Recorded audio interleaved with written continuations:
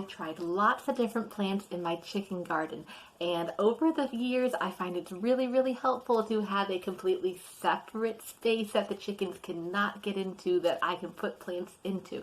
And this is my front garden. So I'll have plants getting bigger and establishing in the front, and then I'll move them back into the chicken garden when they're bigger and braver to take on the hens. Or if I've tried a new plant in my chicken garden and it's not worked out, the hens are eating it, then I'll just dig it up and move it in the front and enjoy it there. No harm done. I have a new curry plant that I think is going to do well with the hens because it reminds me of my rosemary. It's got scented needles year round, so I usually have to buy my plant small or grow from seed because I'm on a tight budget. So it's now growing in the front, and when it gets bigger, I'll either take a clipping from that or move the whole thing to the back.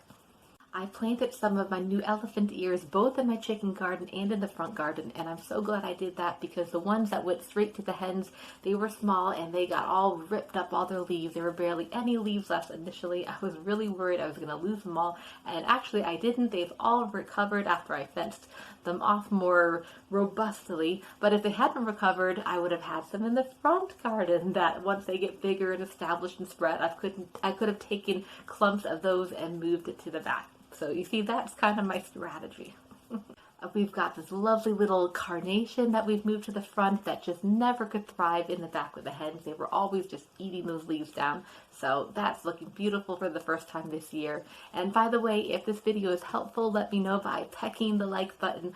This helps my video reach more people. And thank you really so much for being here. I really appreciate it. You keep me going. I'm growing more sage in the front garden, so later I can transplant that back in the chicken garden to cover more of the bare ground, just to kind of reduce the amount of bare soil. And the front garden is more southern facing, so my plants grow a lot quicker, kind of like in a greenhouse setting. I've grown lamb's ear from seed this year, and most of the ones in the back with the hens are doing fine, but just in case, I've got a number growing in the front in case I need them later. The next plants I'm going to have to dig up from my rear garden and bring to the front are my lupins, foxgloves, and a fern. The lupins and foxgloves, they're poisonous, and a few of my industrial hens will not stop trying to peck these leaves through this like small little fencing holes I put around them. So I'm just going to have to call it quits and move them to the front. Also in our front garden is where we have our wild bird feeder and our mini pond, or as I like to call it, our big puddle.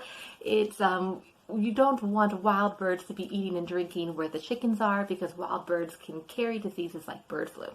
And the mini pond is just really fun. We've taken water samples from healthy ponds and have added it to our pond. And we've got frog spawn, tadpoles, little froglets right now, water lice. We've got a handful of water plants growing in there.